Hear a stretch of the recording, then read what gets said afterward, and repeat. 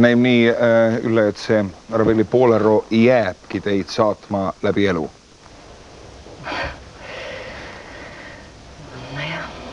Kui te seda omal ajal siin televisioonis arvatavasti seda stuudiot muidugi veel ei olnud, kusagil siin kitsastes oludes filmisite, mäletate ka seda päeva?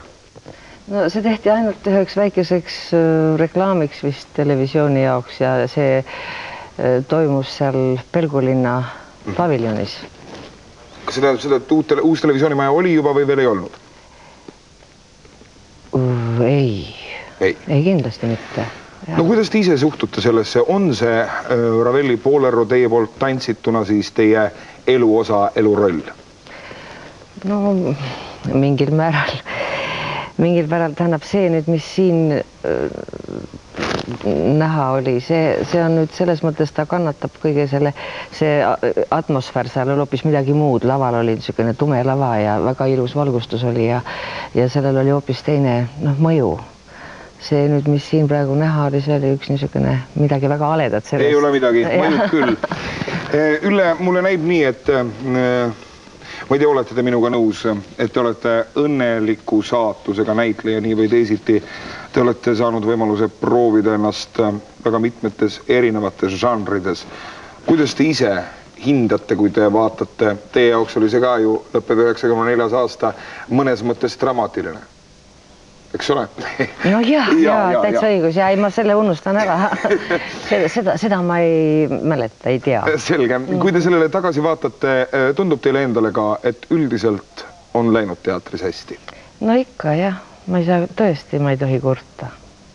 Sest kui ma teatris tantsisin, siis mul oli kogu aeg tööd ja mida siis veel on vaja kui tööd noorele inimesele, et ennast maksma panna ja ennast tõestada endale ja ka teistele.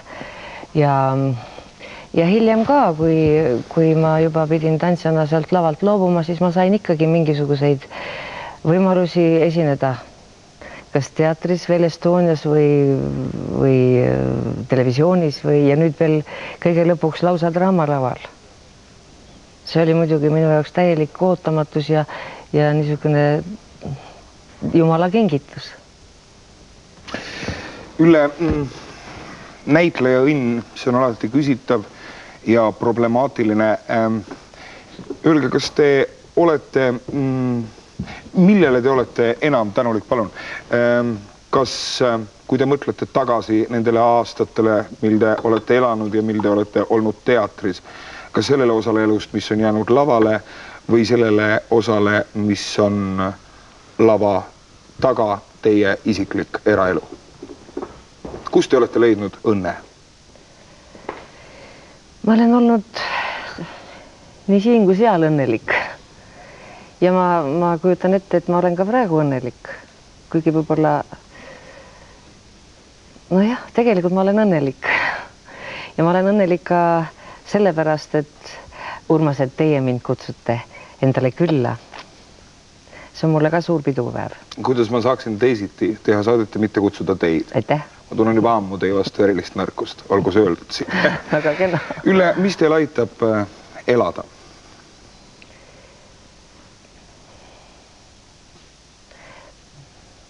Ma ei tea. See on nii loomulik elada. Ja kui hommikul ärgata ja tundagi võib-olla, et ei ole nagu mõtet või ei ole nagu tuju, siis tuleb see endale valmis teha, valmis mõelda. Nii et natukene mõtled ja siis leiad, et igas asjas on mingi mõte sinu jaoks ja lõpuks võid olla päris õnnelikud toast välja lähed. Kas te kardate, Ülle, neid aastaid, mis on veel ees? Paljud inimesed kardavad. Kas te tunnete mingisugust ebakindlust ja kõhedust, kui see kell lööb ja kui need numbrid vahetuvad? Ma ei tea, võib-olla, et see kell on juba löönud, aga ma arvan, et mul ei ole vaja karta midagi, sest et igas eas räägitakse, on olemas omad võlud ja iga inimene leiab ikkagi oma elus mõtte elamiseks senikaua, kuni tal on tervist. Selle üle te ei kurda, te olete nii sportlik, te igal hommikul juba kuskil 8:30 treenite kusagil ja... Ja 9:30 küll, aga... Või kuskil 9:30, ma liialdan nagu alati. Siis kui teie raskelt magate. Jaa, kahjuks on see nii. Ülle, ma tahan tänada teid selle ilusa aastalõpu intervjuu eest. Ma tahan tänada teid kõigi nende aastate eest, mil te olete olnud laval, ükskõik kus, ükskõik millises teatris, ükskõik millises rollis. Ja ma tahan tänada teid teie elatud elu eest, et te olete kusagil siin meie kõrval olemas, et teile võib mõnikord helistada, öelda tere, mina siin, Ülle, kuidas käsi käib. Head vana aasta lõppu. See on nii kena teist. Head vana aasta lõppu. Welcome and bienvenue, welcome in cabaret, au cabaret, au cabaret. C'est bon de se dire des mots doux, des petits riens de tout, mais qui vous disent long. Nichts ist so, wie es war, durch ein winziges Mal. Heirat. Minu mees, nii see on. Ja peale muu, ta pole truu, kas tõesti kõik see jääbki nii. My liebe Herr, farewell, my liebe Herr. It was a fine affair, but now it's over. And though I used to care, I need the open air. You're better off without me, mein Herr.